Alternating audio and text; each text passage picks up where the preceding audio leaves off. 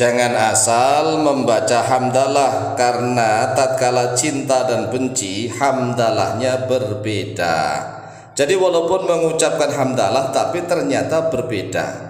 Ada tambahan kalimat setelah hamdalah, di akhir kalimatnya berbeda. Tatkala merasa cinta, maka hamdalahnya alhamdulillahilladzi bi ni'matihi tatimmus shalihat. Nah, tatkala merasa benci, tidak suka, hamdalahnya alhamdulillahi ala kulli hal. Alhamdulillahi ala kulli hal. Nah, selama ini kita lihat orang dalam keadaan suka, tetapi hamdalahnya malah alhamdulillahi ala kulli hal. Alhamdulillahi ala kulli hal ini kan hamdalah tatkala tidak suka. Jadi Islam itu mengajarkan tatkala suka maupun duka, benci maupun cinta, cinta maupun benci, tetap membaca hamdalah. Mengapa? Agar nikmatnya bertambah terus. Jadi baik suka maupun duka tetap membaca hamdalah, tetapi hamdalahnya berbeda. Oleh sebab itu perhatikan nih, tatkala kita merasa cinta, merasa senang, ya merasa suka, maka alhamdulillahnya begini, alhamdulillahilladzi bi ni'matihi tatimmus shalihat.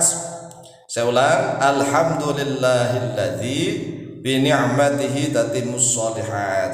Artinya begini, alhamdulillah, alhamdulillah bermula segala puji lillah, yaitu tetap milik Allah, alladzi ya bi ni'matihi dengan nikmatnya, alladzi tatimmu sempurna, as-sholihatu oleh beberapa kebaikan.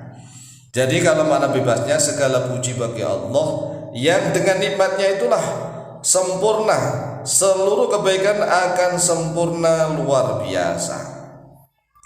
Ini hamdalah pertama tatkala kita melihat sesuatu yang kita merasa senang, merasa cinta, merasa suka, maka hamdalahnya alhamdulillahilladzi bi ni'matihi tatimmus shalihat.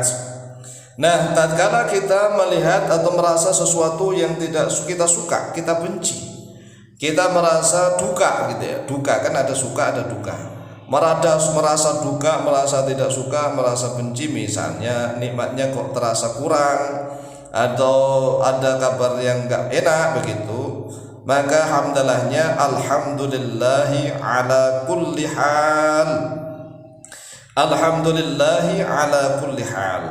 Artinya alhamdulillah bermula segala puji lillahi, yaitu tetap milik Allah, ala kulli halin atas setiap keadaan. Jadi segala puji bagi Allah pada setiap keadaan. Nah, ini kan hamdalah yang seolah-olah kan kita merasa enggak suka, merasa enggak suka, merasa duka, merasa kurang nyaman lah, tetap hamdalah. Tetapi hamdalahnya alhamdulillahi ala kulli hal. Jangan dibulak-balik. Tatkala merasa suka malah mengucapnya alhamdulillahi ala kulli hal. Tatkala merasa duka malah alhamdulillahilladzi bi ni'matihi tatimmus shalihat. Ini kan dibulak-balik. Dan mengapa enggak boleh dibulak-balik? Begini, karena hamdalah itu memiliki rahasia tertentu. Hamdalah itu adalah sebaik-baiknya doa, seutama-utamanya doa itu alhamdulillah. Di dalam sabda Rasulullah SAW, yaitu afdhalul dzikri la ilaha illallah wa afdhalut du'ai alhamdulillah. Seutama-utamanya zikir itu bacaan la ilaha illallah, wa afdhalut du'ai alhamdulillah, dan seutama-utamanya doa adalah ucapan alhamdulillah. Oleh sebab itulah agar kita paham nih tentang dasar dalilnya, mari kita perhatikan.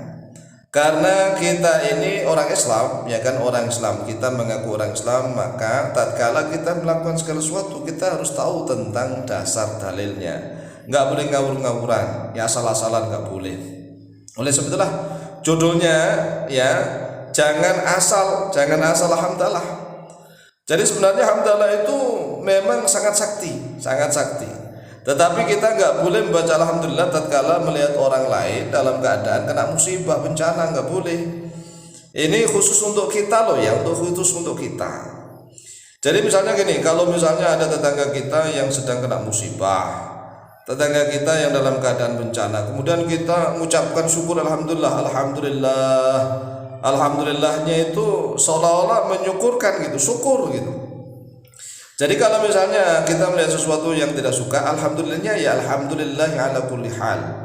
Alhamdulillah ala kulli hal. Ya, sebagaimana hadis riwayat Imam Ibnu Majah dan Imam Ibnu Sunni.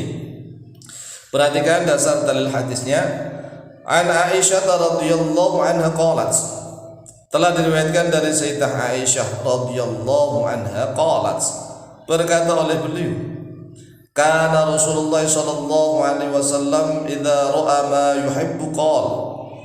Kana ada Rasulullah oleh Rasulullah sallallahu alaihi wasallam idza ra'a apabila melihat oleh Rasulullah ma pada sesuatu yuhibbu yang mencintai Rasulullah. Qala maka bersabda berdoa oleh Rasulullah. Jadi kalau Rasulullah sallallahu alaihi wasallam melihat sesuatu yang beliau cintai, yang beliau suka, yang beliau senangi, maka beliau membaca alhamdulillahilladzi bi ni'matihi tatimmus shalihat. Alhamdulillahilladzi bi ni'matihi tatimmus shalihat.